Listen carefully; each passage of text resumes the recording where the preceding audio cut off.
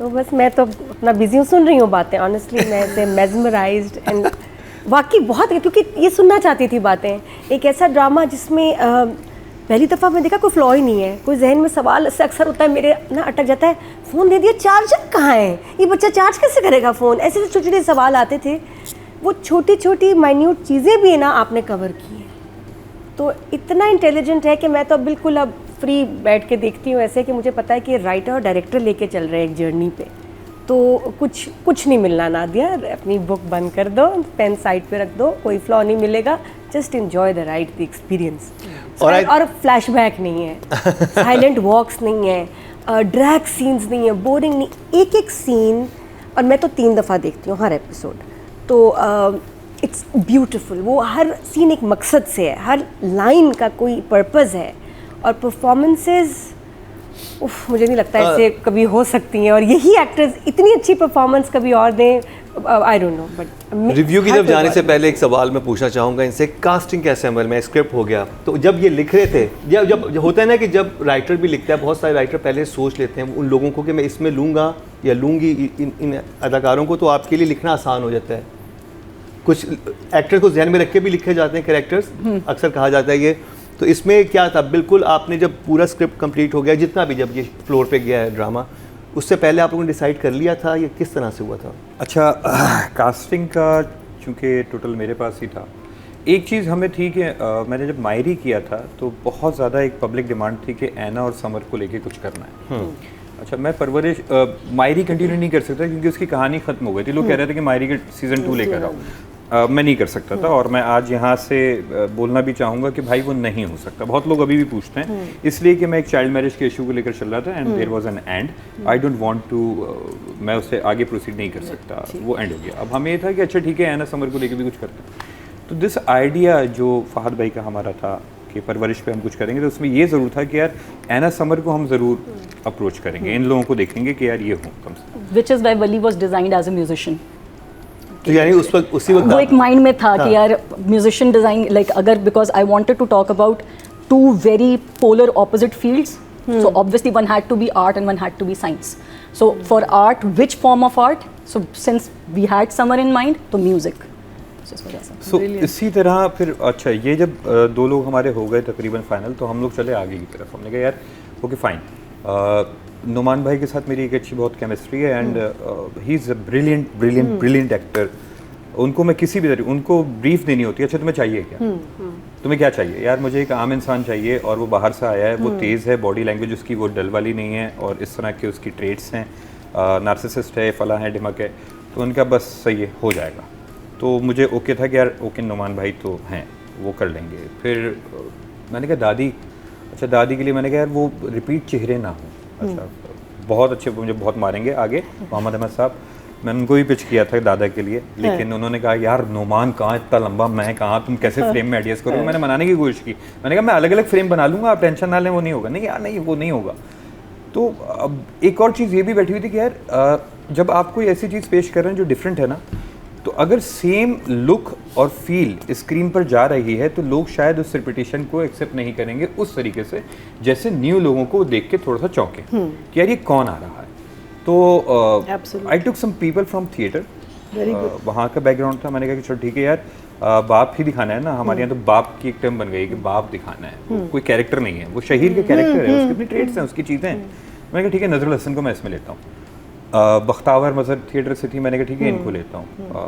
उधर आते हैं तो सवेरा जी, नुमान भाई, उधर शमीम आपा, अरशद साहब, तो वो पूल बनता गया। फिर कुछ ऑडिशंस मैंने कहा यंगस्टर्स के ऑडिशन करते हैं, तो रेहा मेरे पास ऑडिशन पे आई, मेरे पास आनिया जो नूरे हमारी बच्ची कर रही है वो ऑडिशन पे आई। She is brilliant, I think. नूरे मेरे पास मायरी में आई थी जब मैं ऐना की कास्टिंग कर चुका था, तो एक कैरेक्टर, ऐना के कैरेक्टर, उस ऐनी के कैरेक्टर के लिए, तो उस वक्त से मेरे जहन में था यार इस बच्ची से कुछ करवाना है, क्योंकि वो कुछ ना बोले, वो सिर्फ खड़ी रहना है तो उसकी आंखें बोलती हैं।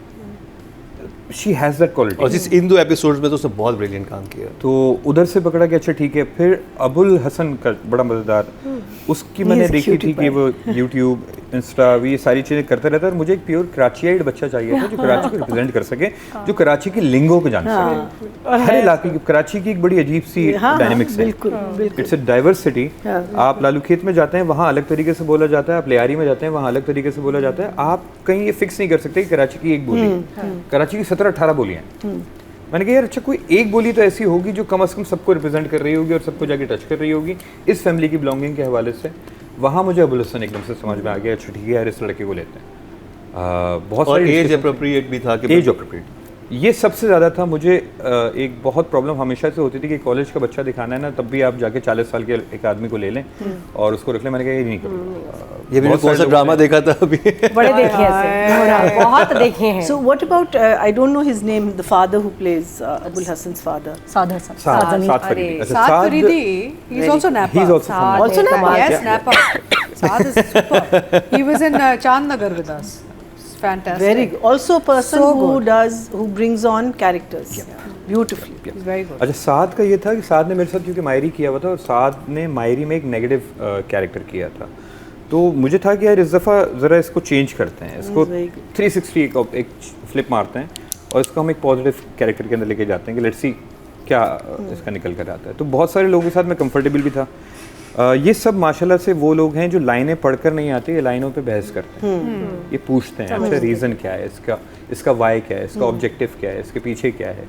और मुझे चाहिए भी वो लोग थे जो सिर्फ ये ना कहें कि यार स्क्रिप्ट हाँ देख लिया अच्छा है आओ करते हैं, नहीं आई नीड पीपल जो सवाल करें ताकि मेरा भी जहन खुले कि यार अच्छा मैं भी हो सकता है कि गलत जा रहा हूँ। बहुत सारी ऐसी चीज़ें हैं जो हमारे एक्टर्स ने हमें बताई हैं और मैं उनका शुक्रगुजार हूँ। उसके अंदर छोटे बच्चे भी हैं जिन्होंने कहा कि नहीं सर ये सीन पता नहीं क्यों इमोशनल कंटिन्यूटी के हिसाब से ना कहीं फंस रहा है। तो हमने कहा ठीक है यार दोबारा पढ़ते हैं, दोबारा पीछे वाले सीन पे गए, पीछे देखे, तो सारे वो लोग थे जो इंटेलिजेंटली कैरेक्टर को क्राफ्ट कर रहे थे। It was a long process, मुझे तकरीबन 2-2.5 महीने लगे सिर्फ कास्टिंग के अंदर, फिर जाके ये सारी हमारे सामने एक फाइनल। सवालात तो बहुत हैं हमारे जजिस के पास भी। शुरू करते हैं रिव्यू ड्रामा सीरियल परवरिश का।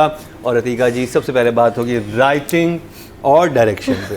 ओए फंस गए। नहीं देखें हमारे लिए तो इट्स वेरी इजी बिकॉज हम तो हर हफ्ते बैठ के यहाँ पे तारीफ़ ही करते हैं। I mean there is nothing negative, this is always been an A+ drama for us. मैं हमेशा उसको एक A-B-C-D कैटेगरी देती हूँ। So it's always been, so we have nothing to worry about as far as review is concerned because हमारे लिए तो ये पहले दिन से बहुत ही एक star+ type, it was a fantastic project.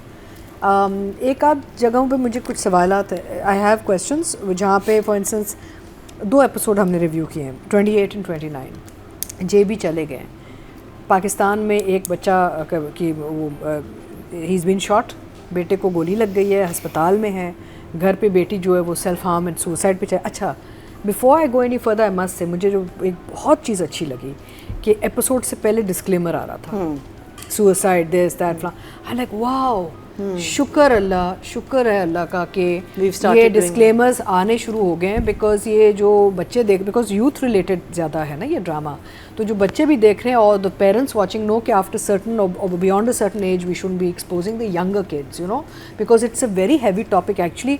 हम ये बार बार कहते हैं कि it's not preachy, it's not heavy, it's very watchable entertainment है, drama end of the day, लेकिन जो बातें की जा रही हैं वो उनमें इतनी डेप्थ है कि थोड़ा सा एक एज पे आके आपको ये ड्रामा देखना चाहिए, young people, you know, because after it can be very difficult and confusing. So मुझे सिर्फ प्रॉब्लम ये हुई कि ये 2 बच्चे अब डिस्ट्रेस में, एक अस्पताल में और एक घर में, एक चीज़ basically had a psychotic meltdown borderline. तो JB को किसी ने फ़ोन नहीं किया। I like the smile on बाप his face. है, I like the smile चला on his गया है face. छोड़ के। I mean it's a question because as a It parent, is a you know, question. as a parent I was watching it and we get very embedded into the कहानी। मैं जवाब दी। नहीं बिल्कुल, आप मेरा मतलब I want to know answer कि भाई how come 2 एपिसोड में बाप को, भाई बेटा 2-3 दिन से भी अस्पताल में लेटा हुआ है ना, उसकी सर्जरी हुई है। It's all one day. चलो one night. Okay, one one night. सुबह से One शाम, night. चलो 1 नाइट चलें। Maybe he's in the air. Maybe he's in the air, हाँ, but क्योंकि उससे एक दिन पहले ही गया है ना। नहीं देखें वो बात सब रेफरेंस तो होना चाहिए ना बाप को।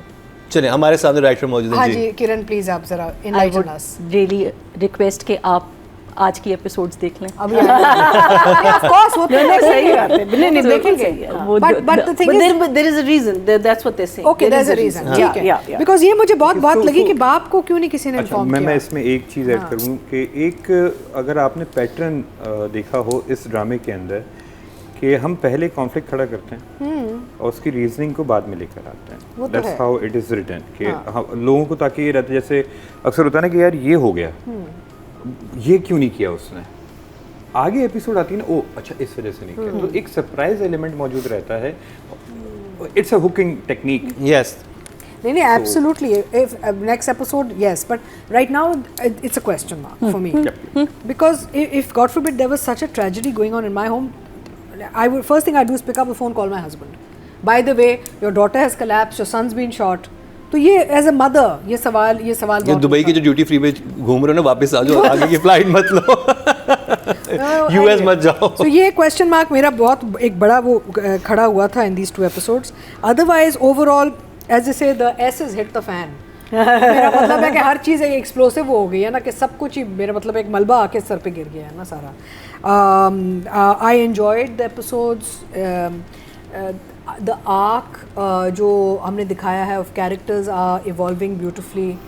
पेरेंट्स का इतना अच्छा आर्क, मेरा मतलब है कि जो बाप, जब माया का मेल्ट डाउन होता है, जो बाप के जो तासुरात है, माँ का था हमें पता था ना, we knew about the mother, but what, and of course I'm a great Nazar fan, I mean I just love this actor, I really do, he's just वो जिस तरह से खड़े होकर देखता है he's just super cool, you know।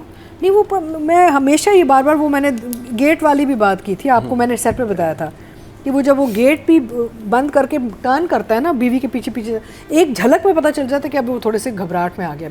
He is just such a fine actor, and I feel कि because of the writing and the direction, very very very good and talented actors have been given an opportunity to show the nuances, because अक्सर ही होता है आपको कहते हैं बैठ जाएं, अब इधर हैं ये 4 लोग बैठो, आप डायलॉग बोलते हैं।